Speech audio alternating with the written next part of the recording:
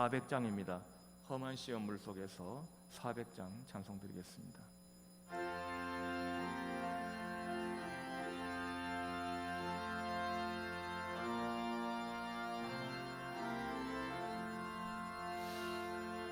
험한 시험물 속에서 나를 건져주시고 노한 풍랑 지나도록 나를 숨겨주소서. 주여 나를 돌보시사 고이 품어주시고 험한 풍파 지나도록 나를 숨겨주소서. 권세 능력 무한하사 모든 시험 이기고 풍랑까지 다스리는 주님 앞에 비오니 주여 나를 돌보시사 고이 품어주시고 험한 풍파 지나도록 나를 숨겨주소서.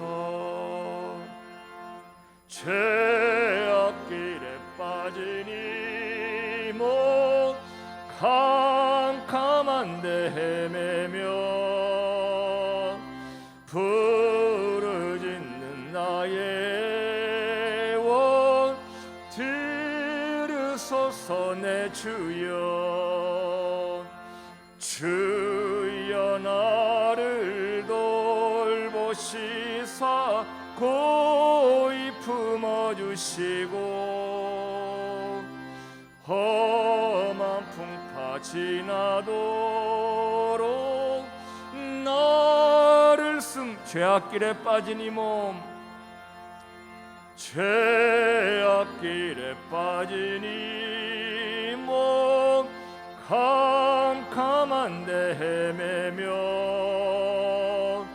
부르짖는 나의 원 들으소서. 내 주여 주여 나를 돌보시사 고이 품어주시고 험한 풍파 지나도록 나를 숨겨주소서.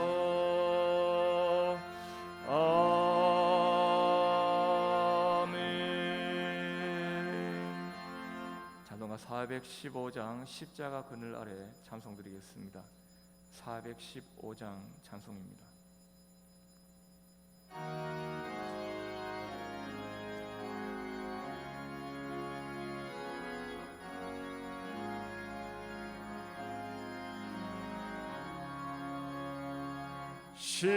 십자가 그늘 아래 나시기 원하네. 저 햇빛이 뜨겁고 또 짐이 무거워 이 광야 같은 세상에 늘 방황할 때에 주 십자가의 그늘에 내 쉴 곳 찾았네. 내 눈을 밝히 떠서 저 십자가 볼 때 날 위해 고난 당하신 주 예수 보인다. 그 영상 볼 때 내 맘에 큰 찔림 받아서 그 사랑 감당 못하여 눈물만 흘리네. 십자가 그늘에서 나 길이 살겠네. 나 사모하는 광채는 주 얼굴뿐이라. 이 세상 나를 버려도 나 두려움 없네. 내 한량 없는 영광은 십자가뿐이라.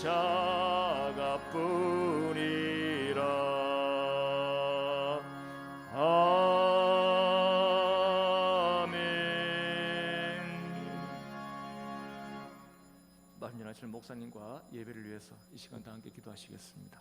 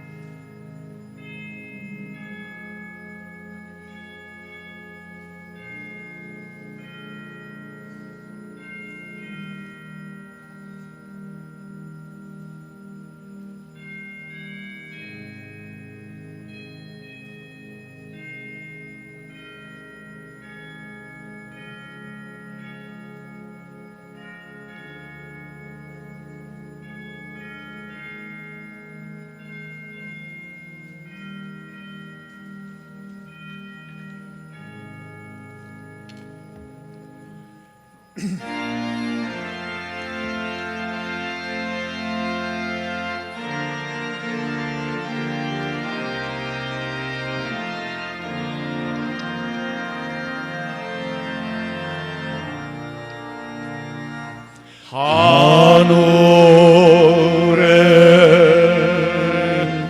계신 아버지 이름 거룩하사 주님 나라 임하시고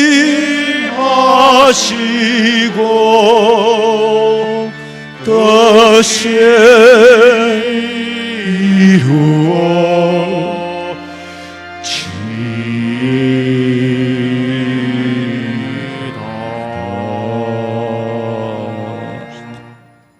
내 영혼아, 네가 어찌하여 낙심하며 어찌하여 내 속에서 불안해하는가?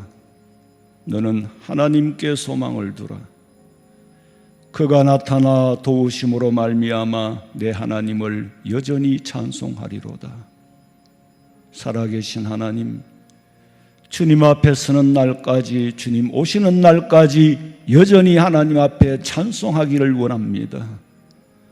하나님께 소망을 두고 하나님의 도우심을 믿고 사는 저희들, 이 시간도 천지 만물을 창조하신 하나님을 믿고 전능하신 하나님을 믿고 전지하시어서 우리의 사정과 형편을 전부 다 알고 계시는 아버지 앞에 예배하오며 어디든지 무소부지하시어 함께 하시는 임마누엘의 하나님을 믿고 주의 전에 나와 예배하오니 우리의 지은 죄를 용서하여 주시고 영광 받아 주시옵소서.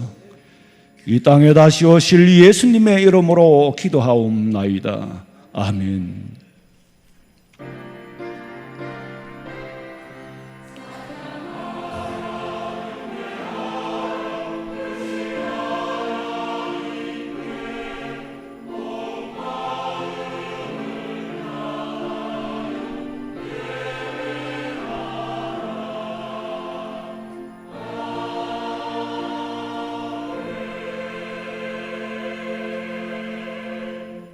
전능하사 천지를 만드신 하나님 아버지를 내가 믿사오며 그 외아들 우리 주 예수 그리스도를 믿사오니 이는 성령으로 잉태하사 동정녀 마리아에게 나시고 본디오 빌라도에게 고난을 받으사 십자가에 못 박혀 죽으시고 장사한 지 사흘 만에 죽은 자 가운데서 다시 살아나시어 하늘에 오르사 전능하신 하나님 우편에 앉아 계시다가 저리로서 산자와 죽은 자를 심판하려 오시리라. 성령을 믿사오며 거룩한 공회와 성도가 서로 교통하는 것과 죄를 사하여 주시는 것과 몸이 다시 사는 것과 영원히 사는 것을 믿사옵나이다. 아멘.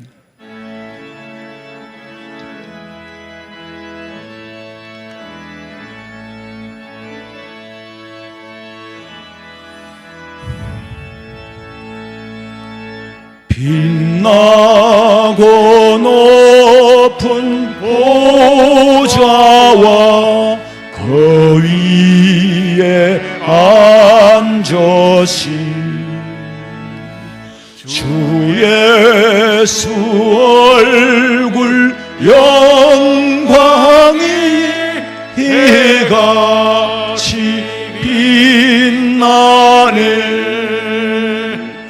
해같이 빛나네. 나 이제 생명 있음은 주님의 은혜요.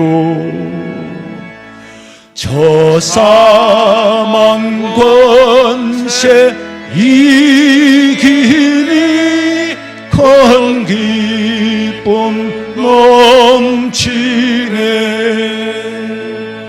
큰 기쁨 넘치네. 아멘.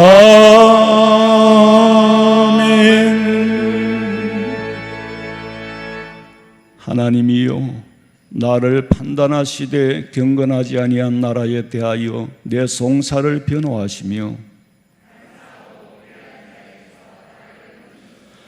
주는 나의 힘이 되신 하나님이시거늘 어찌하여 나를 버리셨나이까?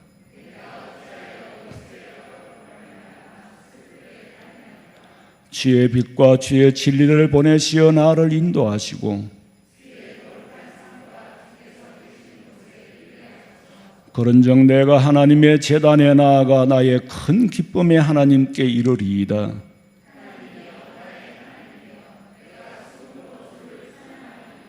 아멘.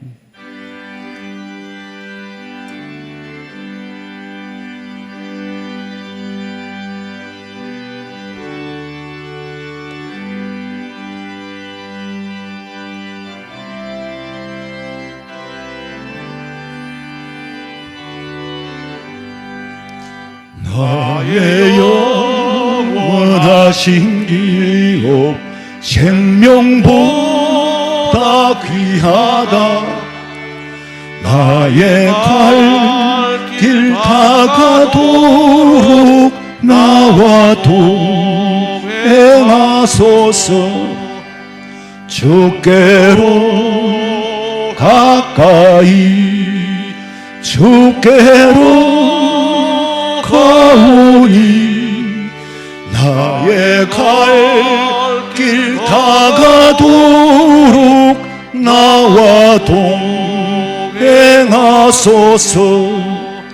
세상 복이 아니람과 모든 명예 버리고 험한 길을 가는 동안 나와 동행하소서.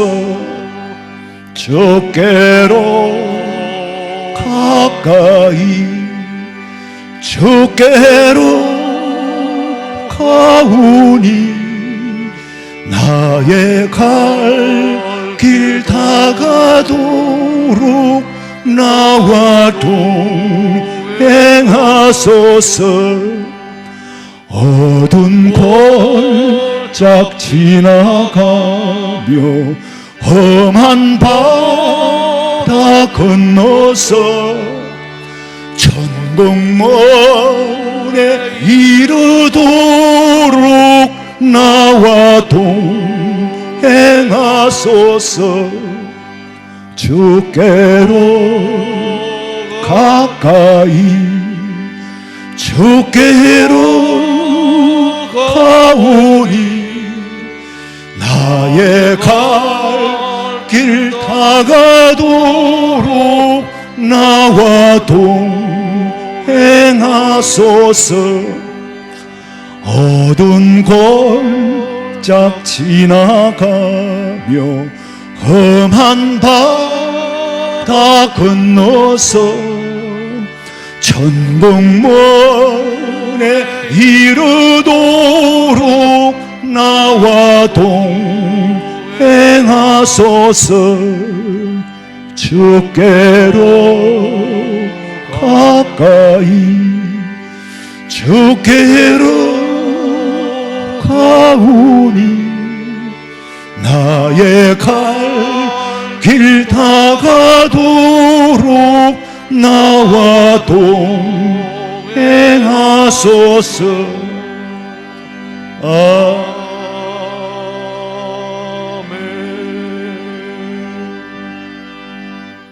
나의 기쁨, 나의 소망이 되신 하나님 아버지, 천지 만물을 창조하시고 만세전부터 저희들을 택하여 하나님이 자녀로 삼아 믿음으로 성장케 하셔서 이 예배의 자리에 나오기까지 하신 하나님 아버지 감사합니다. 이 시간 드리는 예배를 기쁨으로 받으시며 영광 받아 주시옵소서. 말씀 들을 때에 복된 시간, 은혜가 넘치는 시간, 깨닫는 시간이 되게 하여 주옵소서. 일상생활 속에서 세상과 더불어 살아가다가 저지른 죄와 허물들을 회개하오니 용서하여 주시옵소서. 십자가만 바라보고 살아가겠노라고 하면서도 작은 유혹에도 쉽게 흔들리고 말았습니다. 저희들을 정결케 하셔서 세상을 이길 힘을 허락하여 주시옵고 죄의 종이 되지 않도록 은혜 가운데 살아가며 주님께 영광 돌리는 삶이 되게 하여 주옵소서. 열매 맺는 삶을 살기 원하는 저희들을 붙잡아 주시고 세상의 빛과 소금으로 살아가는 믿음의 자녀들이 다 되게 하옵시며 하나님 보시기에 아름답고 주님을 사랑하며 실천하는 이웃을 위하여 기도하고 이웃의 아픔을 살펴 저희로 그들의 도움의 손길을 펼 수 있는 국률의 마음과 믿지 않는 이웃을 볼 때 그들에게 복음을 전하게 하여 주옵소서. 하온 성명교회를 살아가신 하나님 아버지, 주님이 뜻이 계셔서 이곳에 세워주시고 한결같이 지켜주시며 부흥받게 하심을 감사합니다. 전도하며 하나님의 기쁨이 되는 교회가 되어 저희들로 하여금 주님의 영광이 나타나고 교회로서의 사명을 잘 감당하여 처음 믿음과 사랑이 회복되어 영원히 뜨여지며 하나님의 권세가 나타나는 교회가 되게 하여 주시옵소서. 하나님 아버지, 우리 목사님 영육간에 강건하게 하옵시며 목사님 말씀 전하실 때 그 말씀이 저희들에게 양약이 되며 은혜의 시간이 되게 하여 주옵소서. 성가대가 정성껏 준비한 찬양을 드립니다. 찬양할 때 더욱 아름다운 찬양을 할 수 있는 복을 허락하여 주시옵시며 다시 오신 예수님 이름으로 기도하옵나이다. 아멘.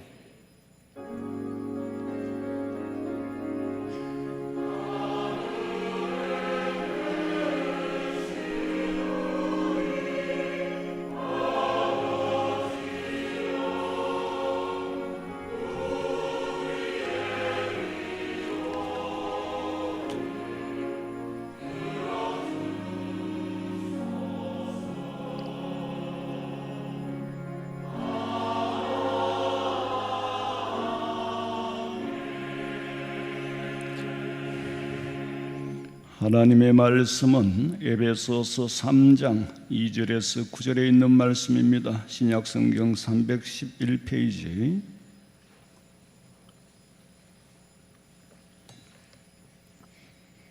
제가 봉독해 드립니다. 너희를 위하여 내게 주신 하나님의 그 은혜의 경륜을 너희가 들었을 터이라. 곧 계시로 내게 비밀을 알게 하신 것은 내가 먼저 간단히 기록함과 같으니 그것을 읽으면 내가 그리스도의 비밀을 깨달은 것을 너희가 알 수 있으리라. 이제 그의 거룩한 사도들과 선지자들에게 성령으로 나타내신 것 같이 다른 세대에서는 사람의 아들들에게 알리지 아니하셨으니 이는 이방인들이 복음으로 말미암아 그리스도 예수 안에서 함께 상속자가 되고 함께 지체가 되고 함께 약속에 참여하는 자가 됨이라. 이 복음을 위하여 그의 능력이 역사하시는 대로 내게 주신 하나님의 은혜의 선물을 따라 내가 일꾼이 되었노라. 모든 성도 중에 지극히 작은 자보다 더 작은 나에게 이 은혜를 주신 것은 청량할 수 없는 그리스도의 풍성함을 이방인들에게 전하고 영원부터 만물을 창조하신 하나님 속에 감추어졌던 비밀의 경륜이 어떠한 것을 드러내게 하려 하심이라. 아멘. 준비하신 예물 드리겠습니다.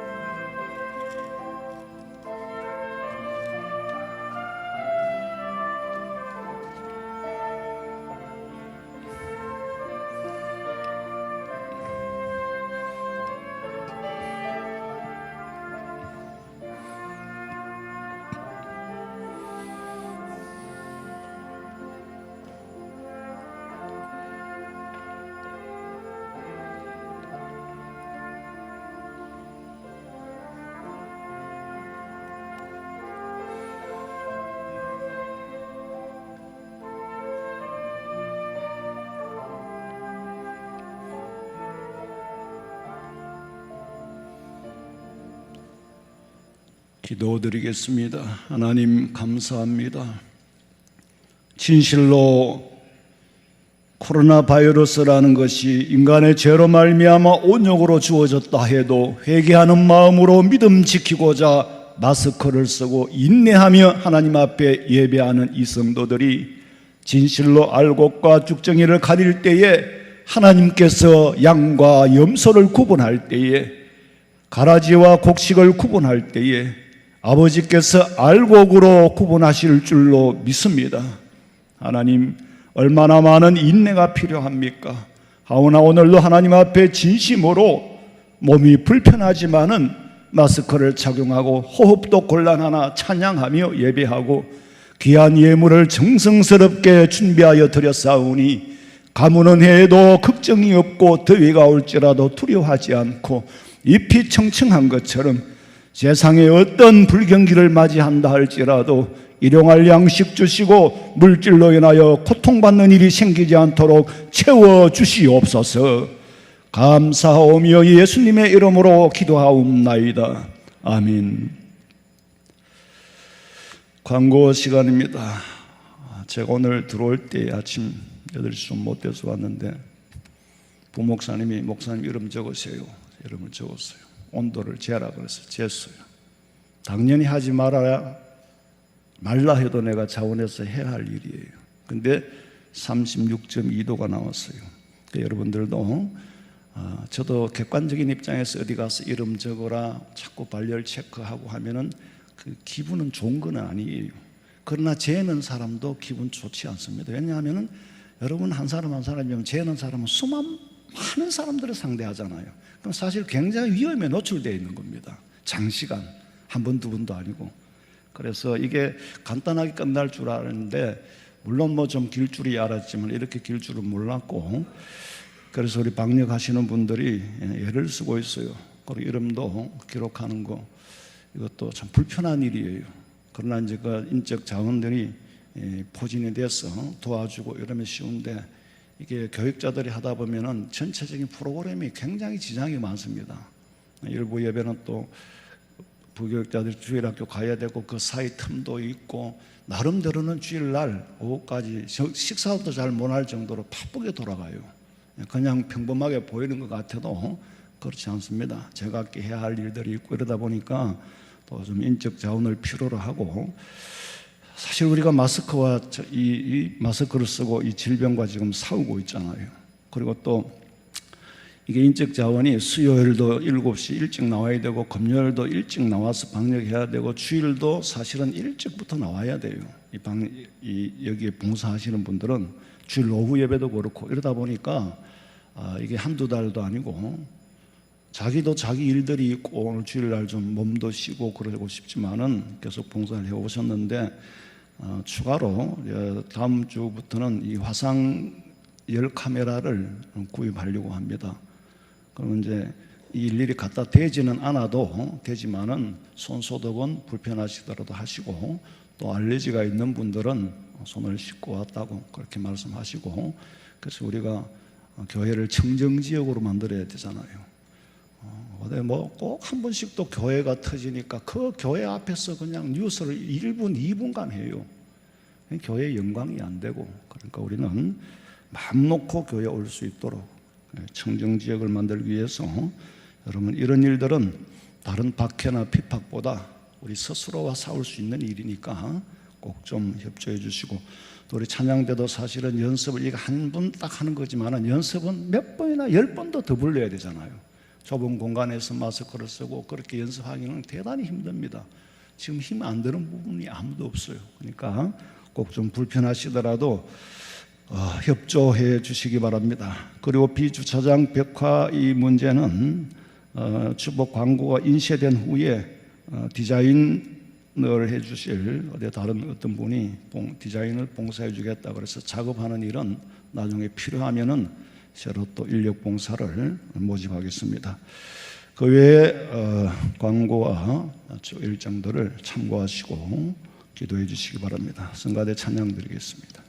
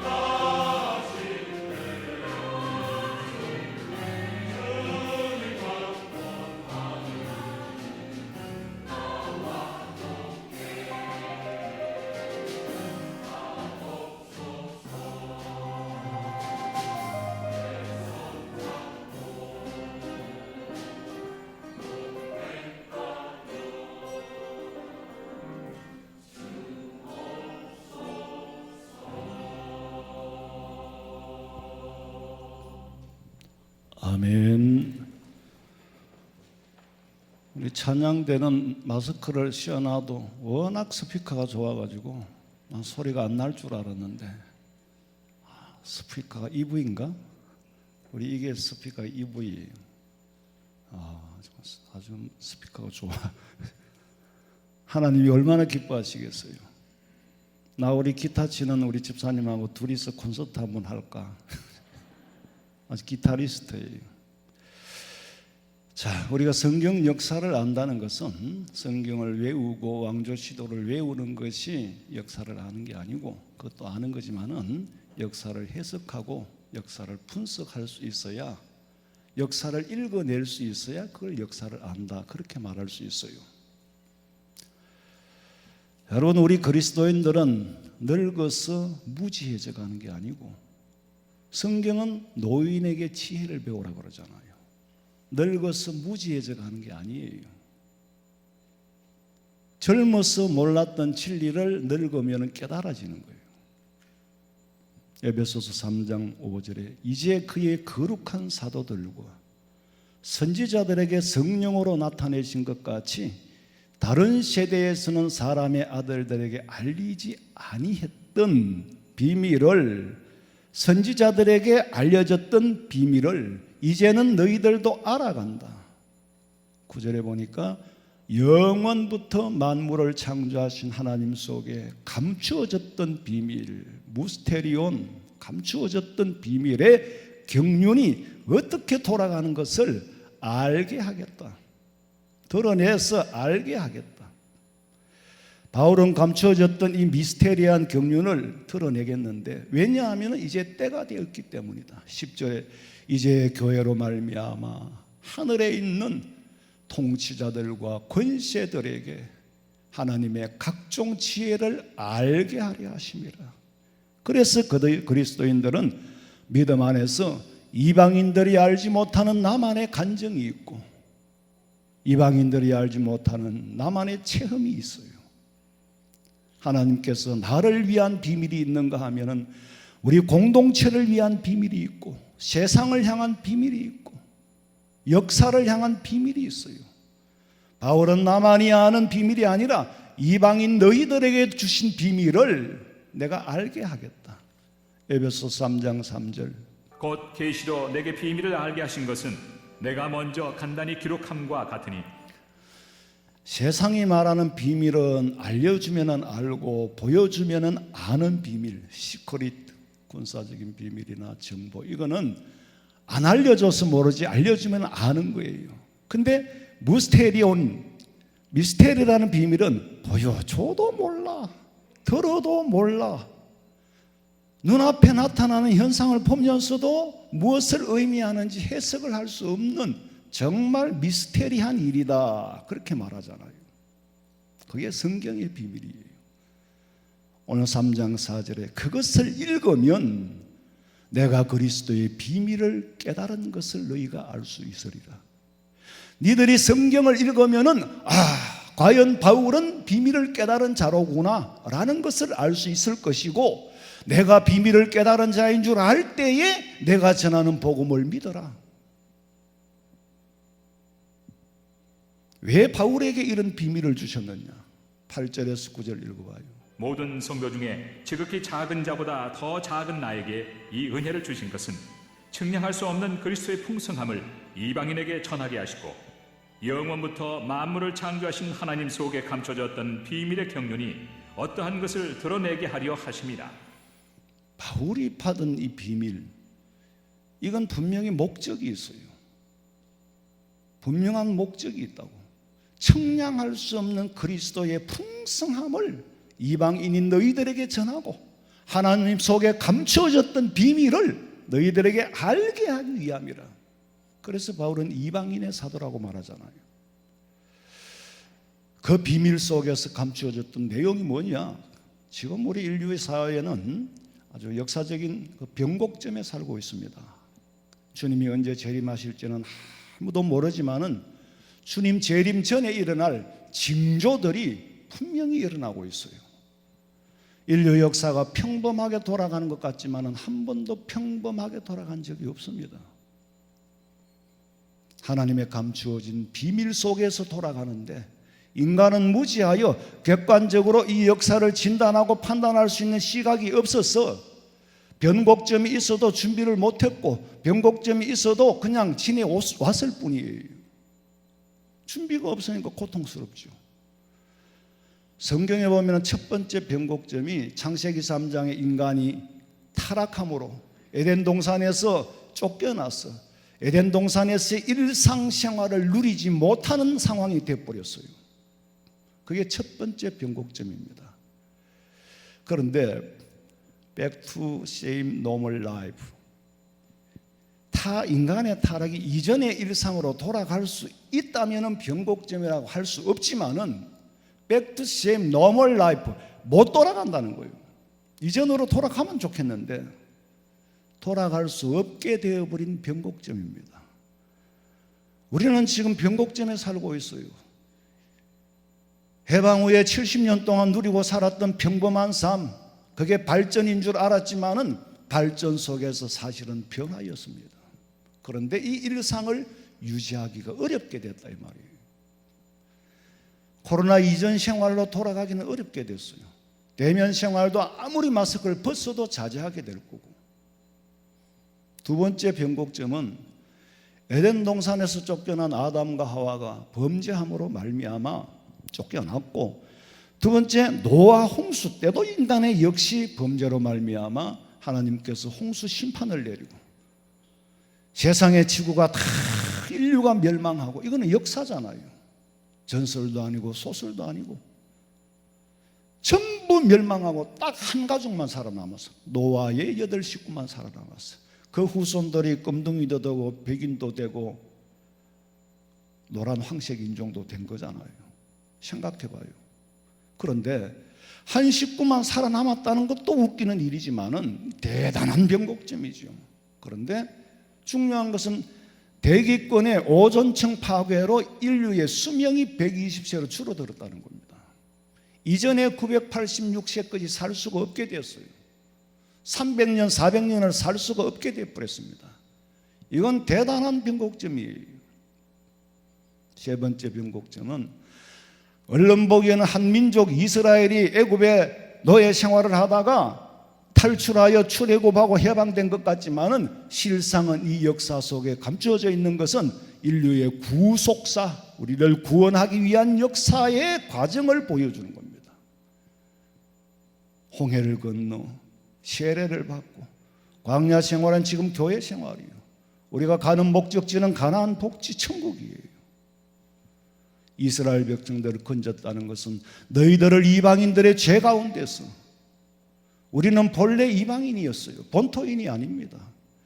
이방인인 너희들이 애굽의 마귀 사탄의 권세 아래에서 이사가는 날도 사탄에게 물어봐야 되고, 그러던 지옥 갈 수밖에 없는 인류를 구원하여 홍해를 건너 지금 우리는 광야 생활을 하고 있는 겁니다. 출애굽의 역사는 인류의 구속사, 건지는 역사예요. 그래서 가나안 땅에 들어가는 것이 세 번째 변곡점입니다. 이스라엘 백성들이 애굽에서 노예로 살 때만 해도요, 이스라엘 백성들 노예로 살 때만 해도 애굽 땅은 풍요로운 땅이었습니다. 이집트가 얼마나 풍요로웠느냐. 창세기 13장 10절 읽어봐요. 이에 롯이 눈을 들어 요단 지역을 바라본즉 소알까지 온 땅에 물이 넉넉하니 여호와께서 소돔과 고모라를 멸하시기 전이었으므로 여호와의 동산 같고 애굽 땅과 같았더라. 롯이 얼마나 탐이 났으면은, 소돔 고모라 성이 얼마나 탐이 났으면 그 땅이 마치 애굽 동산과 같았더라. 그만큼 애굽이 풍요했다는 거죠. 애굽은 비옥했고 파라오 왕 때의 애굽은 부국강병한 나라였습니다. 그러나 그 땅에서 이스라엘 백성들이 떠난 후에 그들은 황폐하여 한 국가의 변곡점이 되고, 현재까지 그 일상을, 파라오 때의 일상을 누리지 못하고 삽니다. 한번 보세요. 이집트를. 그때가 전성기였고 이스라엘 백성들이 그 땅에 사는 동안에는 풍요로웠는데 그들이 떠나고 난 다음에 그들에게는 대단한 변곡점이 일어났습니다. 아직까지 그 찬란한 문화를 회복하지 못하고 살잖아요. 애굽은 황폐의 변곡점의 시작이었고, 이스라엘은 탈출해 구속사를 이루는 역사의 변곡점을 이룬 거예요. 네 번째 변곡점은 예수님께서 이 땅에 오신 겁니다. 인류 역사를 크게 둘로 나누면은 AC, BC라 그러죠. 예수님 탄생 이전과 AD, 예수님 탄생 이후, 주전과 주후를 우리는 가장 큰 역사의 변곡점으로 보는데, 이런 큰 변곡점이 있기 전에 중간중간에 작은 변곡점들이 수없이 있었습니다. 영안이 어두워서 알지를 못했던 것뿐이지. 예수님께서 이 땅에 오시기 전에도 선지자들로 통해서 수많은 예언을 주셨지만은 변곡점을 모르고 준비를 못하고 깨닫지 못했던 이스라엘 백성들은 그때마다 엄청난 대가를 지불했어야 합니다. 결국에는 이스라엘 백성들이 선지자의 예언을 무시한 결과 엄청난 변곡점, 뭡니까? 이스라엘이 패망하고 2000년 동안 나라 잃은 백성으로 살았다는 거예요. 2000년 동안 이전의 일상으로 돌아가지 못했다는 거예요.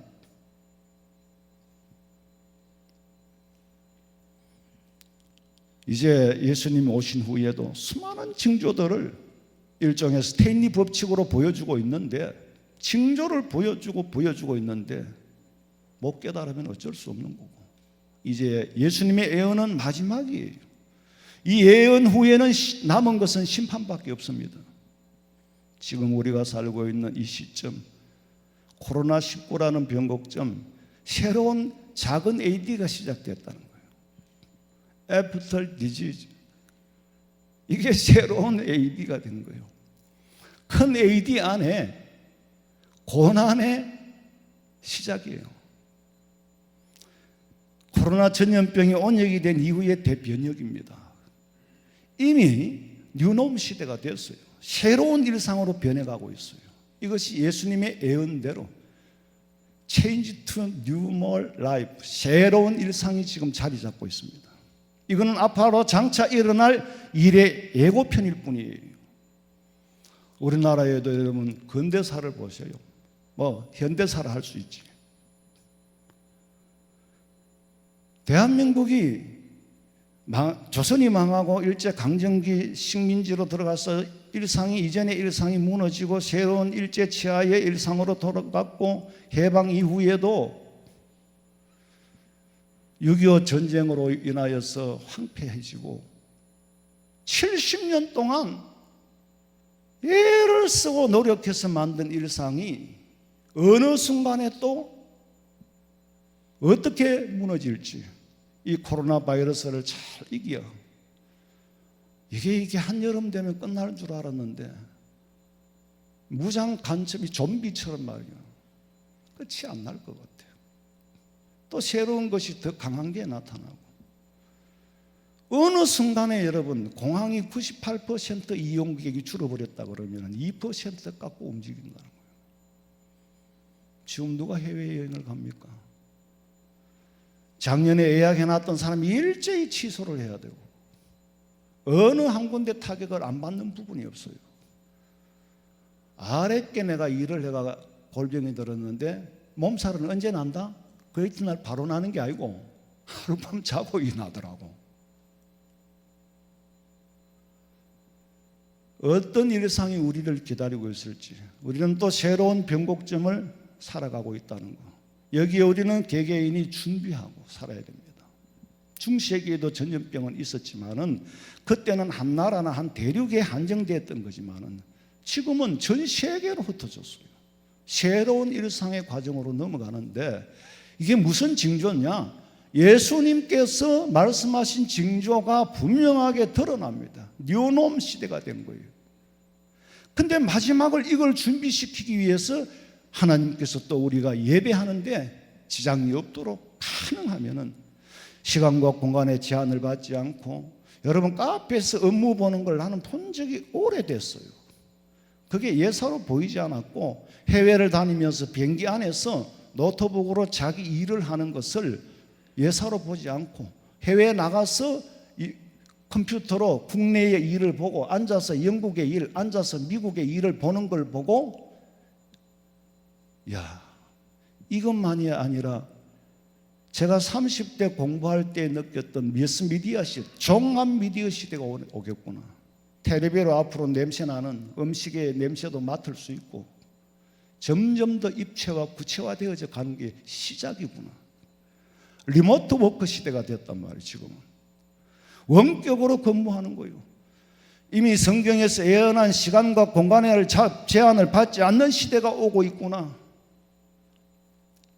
감지는 했지만 감히 그럴 때는 그때는 말할 수가 없었어요. 그러나 지금은 성경의 예언대로 옛날에는 대면 소통으로 끈끈한 관계의 조직 문화였다면 앞으로는 리모트 워크 시대, 원격 의료 시설, 원격 교육, 리모트 기술이 새로운 일상화가 되어져 가고 있습니다. 집에서 온라인 수업하는 것이 이게 발전입니까? 아니지요. 삭막해져가는 변화일 뿐이에요. 에베소서 3장 11절 곧 영원부터 우리 주 그리스도 예수 안에서 예정하신 뜻대로 하신 것이라. 하나님의 예정 안에서 이루어진 겁니다. 누구를 위한 예정이라고? 그리스도를 믿는 성도들을 위한 예정이에요. 믿음으로 말미암아 담대한 확신을 가지고 하나님께 나아갈 수 있도록 우리에게는 이것이 길이 되어주는 예언이란 말이에요. 뉴놈 시대를 위해서 하나님께서 그렇게 미개했던 대한민국을 쓰시려고 특별히 준비하고 어떤 어려움도 극복해 나갈 수 있도록 준비시켰어. 코로나 바이러스가 왔는데 이게 뭐 정치를 잘해서 갑자기 이걸 이렇게 대처할 수 있는 거예요? 아니에요. 우리는 이미 수십 년 동안 방역 시스템이 쌓여져 왔고 우리는 준비를 잘하는 아주 지혜롭고 민첩하게 움직이는 그런 민족이에요. 이 판에 미국에서는 보니까 코로나 빨리 걸리기 파티를 하다가 어떤 놈이 하나 걸려가 30대가 죽었대. 도무지 이해할 수 없는 그들의 세계가 있는가 하면은 우리는 중국에서 가장 가까운 나라로서 가장 먼저 전파가 됐지만은 정치를 잘해서 막을 수 있었던 것이 아니고 방역 시스템이 그만큼 잘 가동되고 준비되어 있었기 때문입니다. 여호와의 이 일에 이 정도는 하나님이 충분히 준비를 하셨어요. 지구상에 우리나라만큼 방역을 지금 잘하고 여러분 우리 성도들만큼 철저하게 협조하고 이렇게 하는 거는요 정신이 해이해지지 아니하고 지금 우리가 뜻을 모으고 있는 모습이 보이잖아요. 여러분은 모르지만 저는 앞에서 보면은 전부 마스크를 하고 지금 협조하고 협력하고 싸워 이기겠다는 의지를 가지고 나온 거예요. 하나님이 얼마나 기뻐하실까? 하나님께서 우리에게 특별한 걸 원하지 않습니다. 네가 몸으로 힘들고 마스크를 끼고 앉아서 1시간 힘들고 찬송 부르기가 힘들고 헐떡거리고 사실 제가 제일 편해요. 마스크를 안 쓰고 있으니까. 그냥 여기서는 침을 뱉어도 저까지 안 날아가. 내가 보기에 사람이 목사가 보기에도 이렇게 흐뭇하면은 하나님 보시기에 얼마나 기뻐하실까. 진짜 너는 내 아들이다. 사정에 따라서 가정에서도 예배를 드리는 분들, 어떤 처소에서도 핍박과 박해를 피해 동굴에서 예배를 드려도 예배를 잃지 않는 사람이 진정한 그리스도인인 줄로 믿으시기 바랍니다. 영안이 어두운 사람들은 인류 역사가 발전하고 문화가 발전하면 지상천국을 만들 거라는 착각 속에 살지만은 아니에요. 변화가 발전이 아니라 변화라는 걸 깨닫지 못하면은 아무리 잘났다고 떠들어도 결국에는 영원한 지옥불로 들어가는 변곡점에서는 돌이킬 수가 없는 그렇게 되고야 말 거예요. 지금 우리는 동시다발적인 변화를 거부하지 못하고 다 수용할 수밖에 없는 어떤 변화를 우리가 거부를 할 수 있습니까? 거부를 못합니다. 과연 이전으로 돌아갈 수 있을까? Back to same normal life. 이전으로 돌아갈 수 있을까? 그런 기대는 버려야 돼요. 이제는 뉴놈 시대를 준비해야 됩니다. 새로운 시대를 준비해야 되는 거예요. 다니엘 12장 4절에 보니까 다니엘아 마지막 때까지 이 말을 간수하고 이 글을 봉함하라. 많은 사람이 빨리 왕래하며 지식이 더하리라. 이 말씀을 해석만 하자면 1시간 2시간도 더 걸려요. 마지막 때에 나타날 징조를 예언했는데 이로 말미암아 글로벌 시대가 되었고 새로운 국제 질서가 들어서게 되었고 예수님께서도 다니엘 선지자로 통해서 예언된 말씀을 그대로 선포하신 것은 예수님이 오셔가지고 내가 선포한다라고 말씀하시지 않고 다니엘의 말한 바, 이 말은 구약의 다니엘 시대의 선지자의 역사나 신약의 예수님이 오신 역사의 영속성, 역사는 AD, BC로 구분되는 게 아니에요. 갈라지는 게 아닙니다. 변곡점일 뿐이지 창조 이후로부터 계속 영속적으로 이루어져 가는 거예요. 예수님이 직접 말씀하실 수 있지만은 아니에요. 다니엘의 말한 바에 의하 다니엘이 말한 것 그대로 이루어지고 있다는 거예요. 이스라엘의 그 저명한 역사학자이고 히브리 대학의 교수인 사이언스라는 책을 발간한 유발 하라리라는 교수가 지난 3월 달에 칼럼을 썼어요. 파이낸셜 타임에. 뭐라고 썼냐면 The World After Coronavirus. 코로나 바이러스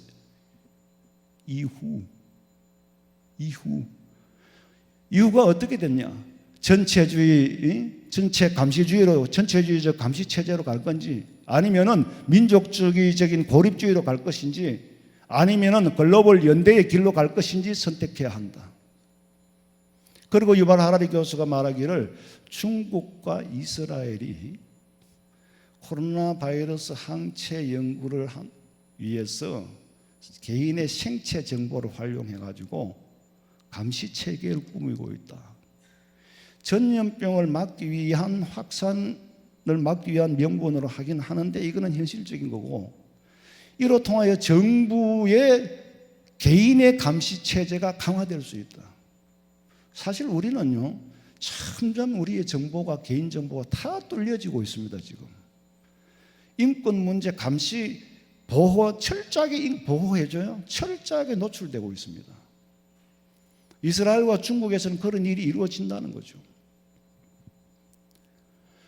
이게 정부가 개개인의 모든 정보를 다 집합시키고 한눈에 볼 수 있다면은 이거는 앞으로 세계 단일화 정부, 그리스도 적그리스도의 정부가 시작되는 시발점이라고 암흑의 신뢰의 신기루가 보이고 있는 거예요. 지금까지는 세계가 하나로 소통하고 개인의 인격과 개인의 자유를 존중해주는 그것을 기본 가치로 여겼지만은 앞으로는 고립과 대립, 국가가 국가의 세계와 세계의 갈등이 심화될 거다. 성경의 나라와 나라가, 민족이 그대로 예언이 이루어져 가고 있는 거예요. 개인의 모든 것을 통제하는 빅브라더 사회가 출현할 수밖에 없는 상황이 코로나 이후가 될 거라는 거죠.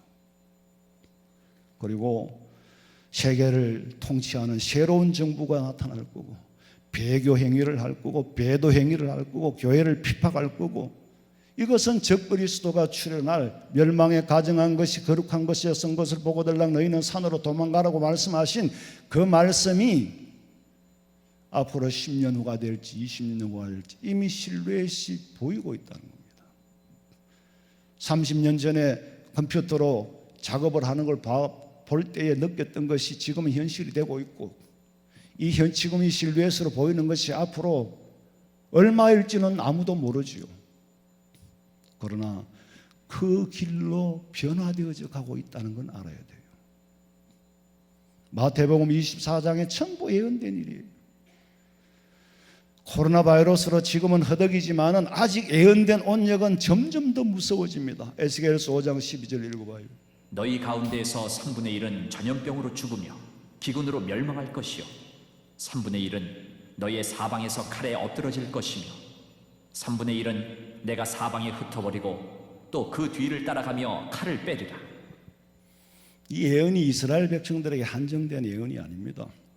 구약에서 예언은 온역이 끝이 아니라 종말에 이르기까지 진행될 거라고 예수님 말씀하셨고, 여기서는 전염병이라고도 하고 온역이라고도 하는데, 전염병이라는 것은 병의 속성을 말하는 거고, 온역이라는 것은 전염병이 주는 의미를 말하는 겁니다. 엄밀히 말하면은 물리학적으로는 전염병이겠죠. 그러나 영적으로는 이건 온역입니다. 하나님이 주신 질병이라는 거죠. 예수님도 똑같이 말씀하셔서 누가복음 21장 11절에 보니까 처처에, 이 말은 곳곳에 지진이 일어날 거다. 곳곳에 기근이 일어날 거다.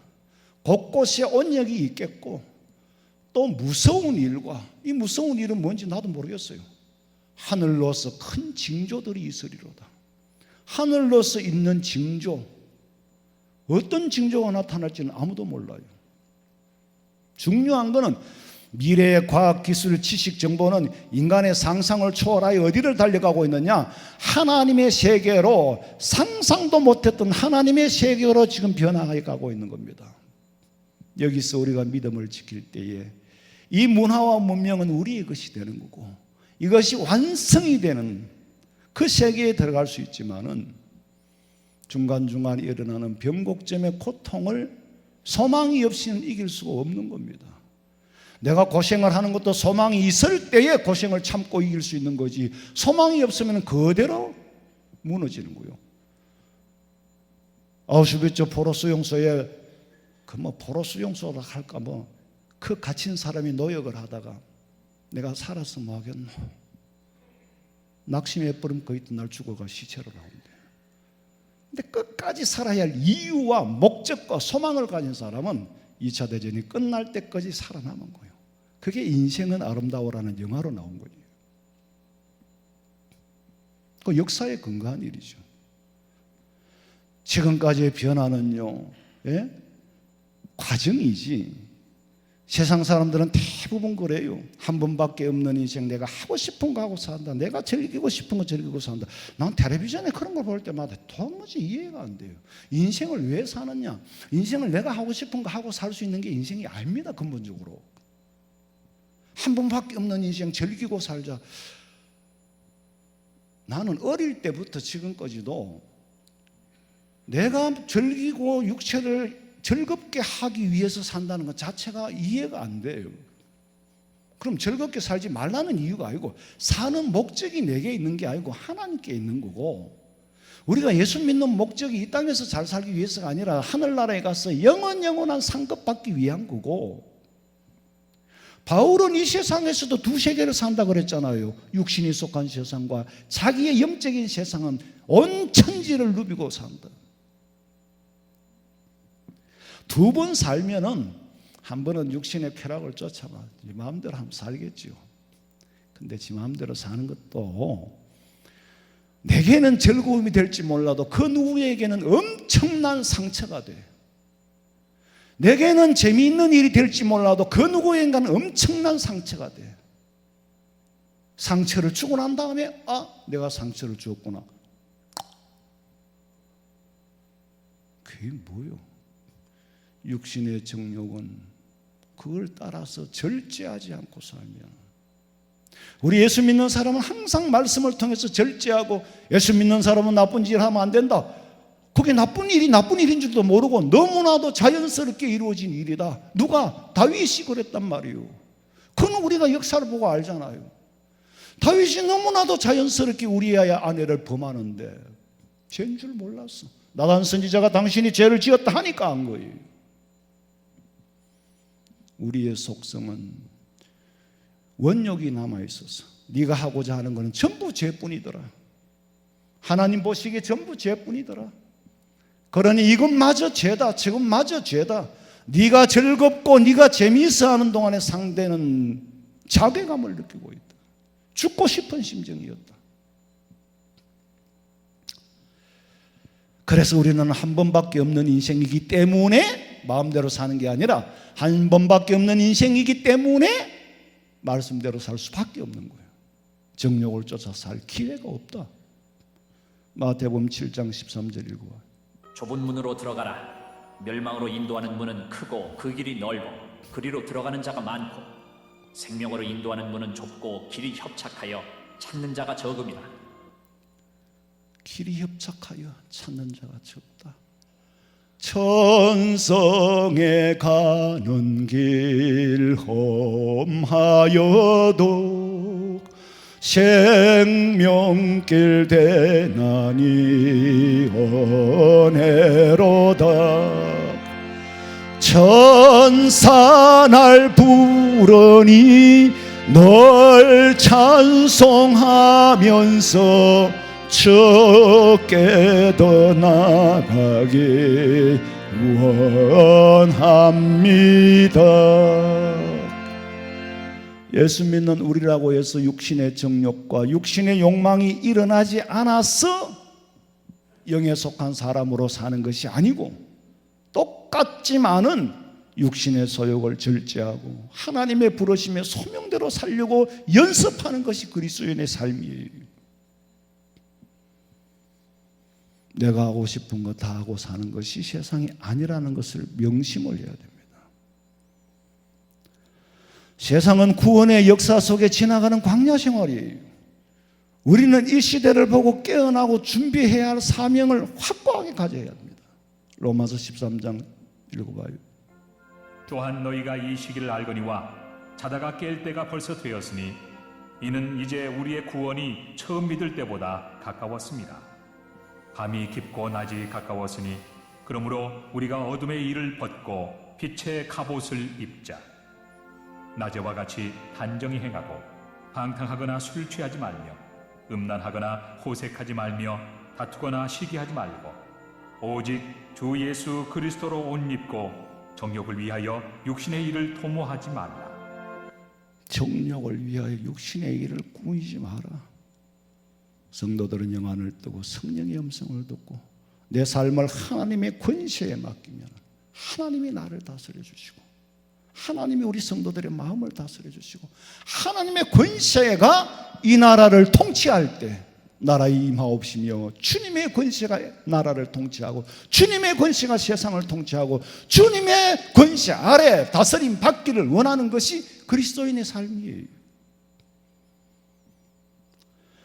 하나님의 통치 아래에 있는 우리 성도들은 어떻게 변화되어져 가고 있는지 영안을 뜨고 주시한다면은 아무리 사탄의 통치 세력인 적그리스도의 졸개들이 마지막 때 활개를 치지만은 승리는 우리에게 있는 줄로 믿으시기 바랍니다. 예수님의 예언하신 징조의 기간에 사는 것은 분명합니다. 그런데 그 기간은 얼마일지 아무도 몰라요. 하늘에 계신 내 아버지만 아신다 그랬어. 그러나 나타나는 징조를 보고 준비는 해라. 이 천국의 복음이 모든 민족에게 증언하기 위하여 세상의 모든 민족에게 복음이 전거되면 그제야 끝이 오리라. 그 끝에는 무엇이 기다리고 있느냐? 마태복음 25장 14절 읽어봐요. 그러므로 너희가 선지자 다니엘이 말한 바 멸망에 가증한 것이 거룩한 곳에 선 것을 보거든 읽는 자는 깨달을진저 그때에 유대에 있는 자들은 산으로 도망할지어다. 예수님께서는 계속해서 선지자 다니엘의 말씀 그 예언을 다시금 우리에게 반복시켜 주시킵니다. 이건 내가 갑자기 와서 하는 말이 아니다. 역사 속에 하나님께서 이루어 다니엘의 예언을 나는 성취시키러 온 사람이지 내가 하는 말이 아니다. 마지막 때 멸망에 가증한 것이 거룩한 곳이 쓰거들랑 절대로 함께 하지 마라. 산으로 도망가라. 이 말은 세상의 정욕을 떠나고 이생의 자랑에서 떠나고 그리스도와 벨리알이 함께 할 수 없다. 구약 선지자들과 신약을 단절시키러 오신 분이 아니에요. 예수님께서는 구약의 예언을 완성시키고 성취하고 또 앞으로 다가올 일들을 완성시키기 위해서 우리를 천국 시민으로 인도해 가는 건데, 그리스도인의 믿음 생활이라는 것은 천국의 열차를 타고 가는 사람, 이 천국의 법도를 익히고 천국의 법도를 연습하며 사는 것이 그리스도인의 삶이에요. 예수 안 믿는 사람 갑자기 여기 교회 안에 뛰어놓으면 이 교회 생활이 어떻게 돌아가는지 정서를 몰라.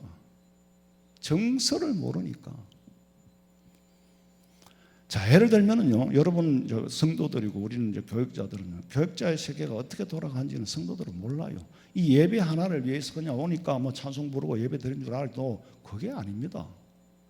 엄청난 연습과 리허설과 수정과 방송실에서는 굉장히 분주하게 돌아가요. 정신을 안 차리면 다 놓치니까.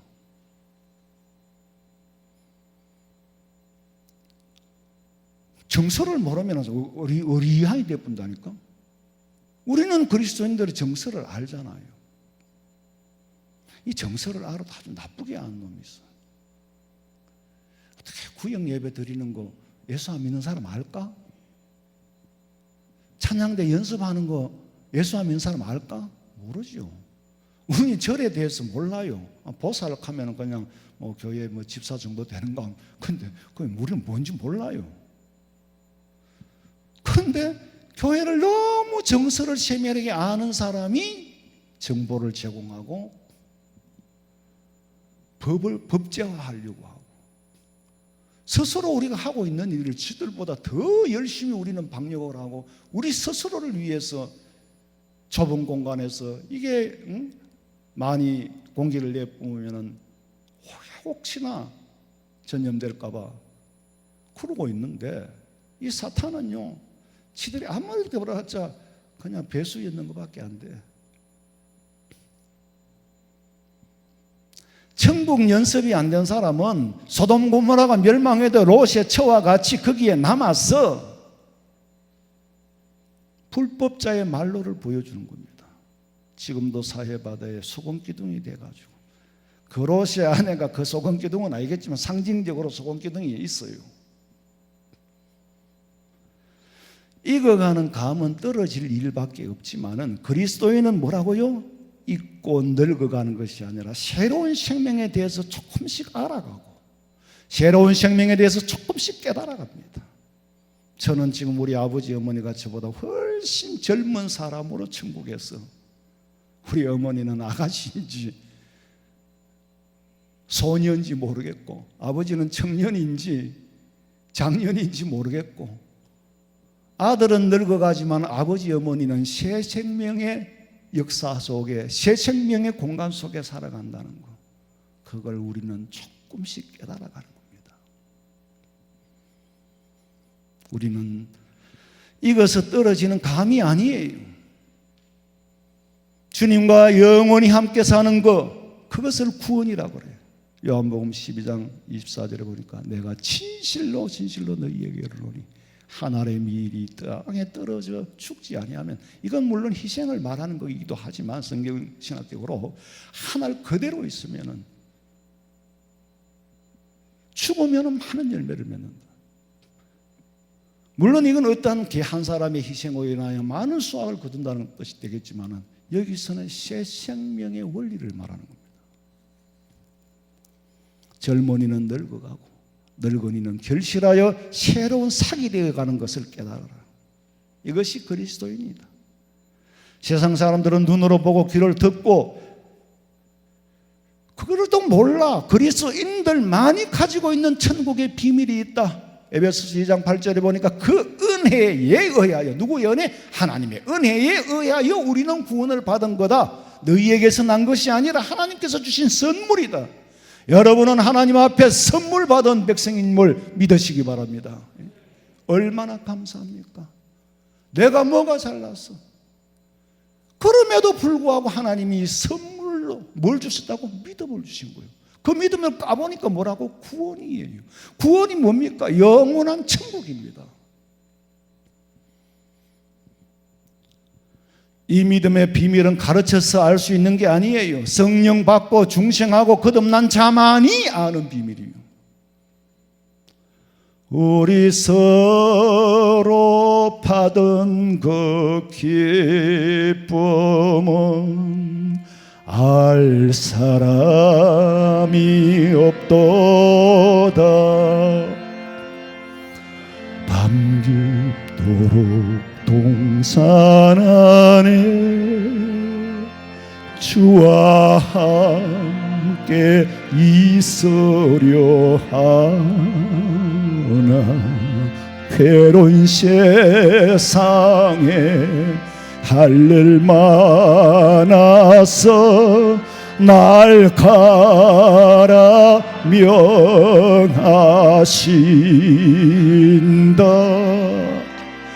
주님 나와 동행을 하면서 나를 친구 삼으셨네. 우리 서로 받은 그 기쁨을 알 사람이 없도. 우리 서로 받은 기쁨을, 우리 서로 받은 그 기쁨을 알 사람이 없도다. 변화하는 세상을 읽으면서 우리는 날마다 새로워져 가고, 우리만이 가진 이 비밀을, 세상 사람들이 알지 못하는 이 비밀을 간직하고, 여러분 소망 가운데서 시련과 연단은 있지만은 절대로 패망은 없습니다. 우리에게 주어진 소망이 있다니까. 어찌하여 낙심하느냐? 어찌하여 낭망하느냐? 마소켓을 정신만 있으면은 넉넉히 환난도 역경도 시련도 박해도 이겨낼 줄로 믿으시고, 여러분이 이 믿음을 간직하시기를 주님의 이름으로 축원합니다. 살아계신 하나님 아버지, 역사는 발전하는 것이 아니라 변화되어져 가고, 변화의 목적은 하나님의 나라입니다. 주님의 나라를 완성하기 위한 과정 속에 여러 가지 시련과 연단과 환난이 있으나 그리스도인에게는 결국에는 감당치 못할 시험은 주시지 않고 시험 당할 즈음에 피할 길을 주시는 아버지 하나님이요, 그 피할 길은 예수 믿는 우리만이 아는 지혜요 진리요 길인 줄로 믿습니다. 사랑하는 우리 화원성명교회 성도들, 개개인의 심령을 하나님이 직접 다스려 주시고 그 삶 속에 하나님의 권세가 나타나고, 직장과 사업장도 하나님의 권세로 다스려 주시고 이 나라를 하나님의 영적 통치하에 있게 하여 주시옵소서. 이 땅에 다시 오실 예수님의 이름으로 기도하옵나이다. 아멘.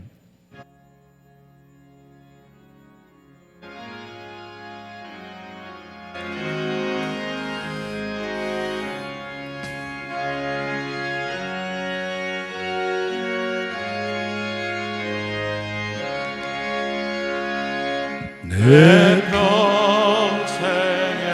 가는 길 순탄하여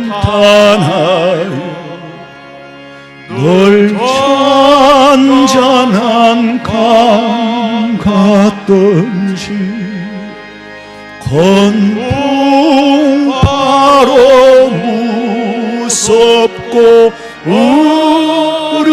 어렵던지 나의 영혼은 널 변하라. 내 영혼 평안해. 평안해. 내 영혼, 내 영혼 평안해. 저 마귀는 우리를 삼키려고 입 벌리고 달려와도 주 예수는 우리의 대장되니 끝내 싸워서 이기겠노. 내 영혼 평안해. 평안해. 내 영혼 내 영혼 평안해 내 지은제 주홍빛 같더라도 주 예수께 바라며 그 십자가 다시 쓰사 있는 보다도 정하겠노 내 영혼에 평안해 평안해 내 영혼 내 영혼 평안해 저 공중의 구름이 일어나며 건나팔이 울릴 때에 주 오셔서 세상을 심판해도 나의 영혼은 없사리 내 영혼 평안해 평안해 내 영혼 내 영혼 평안해 지금은 우리 주 예수 그리스도의 은혜와 하나님 우리 아버지의 그 마음과 가신 사랑과 성령의 위로하심과 교통하심이 하나님의 비밀 세상 사람들이 알지 못하는 비밀을 간직하고 이 믿음 지키기를 원하는 우리 성도들의 머리 위에 가정과 직장과 사업장과 자녀들의 앞길 위에 지금으로부터 영원토록 함께 있을지어다. 아멘. 아버지